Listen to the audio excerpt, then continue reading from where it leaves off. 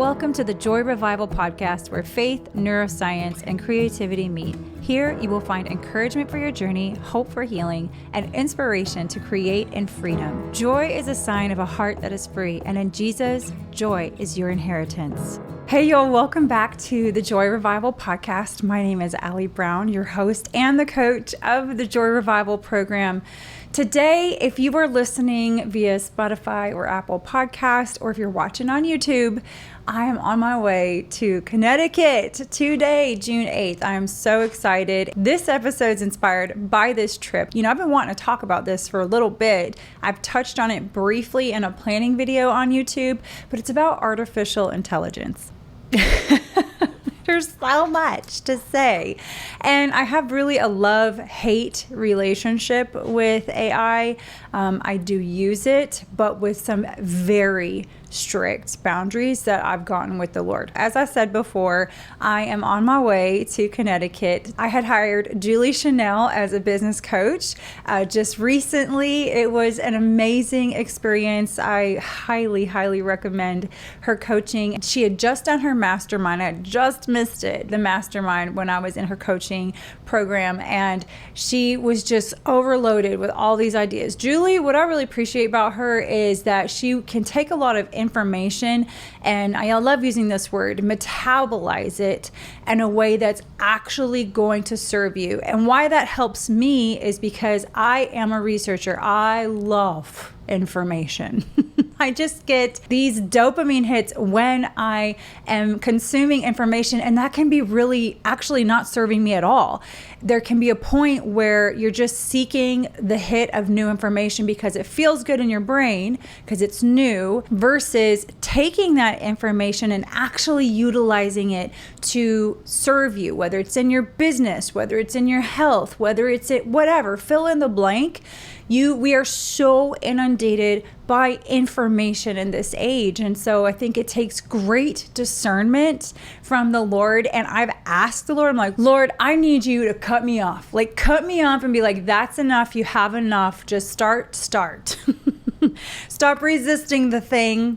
Stop trying to make sure everything's perfect. Just start. That's what I really appreciate about Julie and her coaching style. And so when she offered this opportunity to go up to her home, and y'all, she's a sheep farmer now. Part of her journey with artificial intelligence is that she wanted to do something. She's like, in case AI takes over the world, I need to do something that a robot cannot do. And that is going back to those things like farming, agriculture, photography with film, things like that. Analog is like a big buzz thing right now in YouTube. I've been doing videos with analog things forever, since 2015. So I'm not new to the analog lifestyle at all, but it's very interesting how AI is getting people back into the analog life. So she started a sheep farm with Valais black-nosed sheep. They are like the most adorable sheep ever. And they're like big puppy dogs, like from all her videos. Honestly, if I'm being truly honest, I might have just paid for a very expensive petting zoo visit. I love animals so much. And when she called her workshop AI and Sheep, and I knew it was going to be at her home where she's going to teach us how to use artificial intelligence as a tool to serve our businesses and as a tool to make revenue in our businesses, I'm like, sheep. That's all you had to say was sheep, and I'm there. Plus, I get to meet my coach, which I worked with very intimately for 3 months. And so it will be nice to get to meet her in person. I have a very interesting relationship with AI because I do use it, but I asked the Lord before using it. I'm very, very, very careful with everything. And I really want to know what the Lord's heart is about everything. So when AI started coming, like for me, a little later on the scene, my coach had been using it for a while. Many people have been using it for a while. Honestly, we all have been using it for a while. If you've used autocorrect, if you used Grammarly, if you've used, that's artificial intelligence helping you with your grammar, helping you with your spelling, etc. So we all been using it in a little form, but it's getting real powerful, y'all. It's getting very, very powerful and robust. And so I asked the Lord, is this something that I need to stay away from? Is it something that's okay for me to use? And what he told me was just so brilliant. When I sat in the secret place with the Lord and I asked him this question, you wait, you ask, and then you'll wait and you get impressions in your heart of what he's telling you, because it's relationship, people. It is all about relationship with the Lord. So waited, and what I heard him say, and this is not like verbatim audible voice, okay? These are impressions in my heart. Like when I get close to God, I've said this analogy in my program. An impression is like when you get Play-Doh and you put your finger in it and there's an impression there, there's like a divot with your finger. There is a manifestation that you got close to something, or there was pressure, or there was proximity. That's an impression. So when I'm getting close to the Lord and I'm close to him and he's squeezing me close to his heart, and an impression is left on my heart, there's a manifestation left in my heart that I've been in proximity to him and I've listened, and there's something different in my heart. That's just like a knowing. Y'all know what I'm talking about. If you know, you know. And if you don't know, I would love for you to know, okay? I just had this impression from the Lord of like, Allie, you can use this as a tool, absolutely. But as soon as it starts replacing my voice in your life, specifically with idea generation, that's the boundary. That's the no-go zone. And I was like, ooh, this is really good. Idea generation. Let me break that down a little bit. So in my business, we're creating content. I have an idea, a thought, an idea from something I've read, an idea from something I've heard. I did a podcast recently about, is he worthy? That came from me listening to a reel where someone had made a claim. I didn't really agree with the claim. I had an idea about it and I shared it. This is what thought leadership is when you have thoughts about things and you can lead people in thought.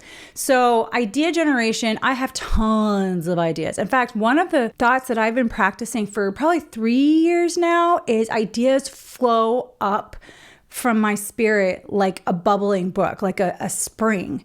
Because there was this fear for a little bit because of my backstory with like Patreon and different things and burnout, that I was going to run out of ideas. Not so anymore. I've been practicing that thought that ideas spring up like a bubbling brook. And I am not short of ideas, y'all. I really am not. I have like a whole long list of ideas that I haven't even gotten to yet. The hard part for me is figuring out what I want to talk about now.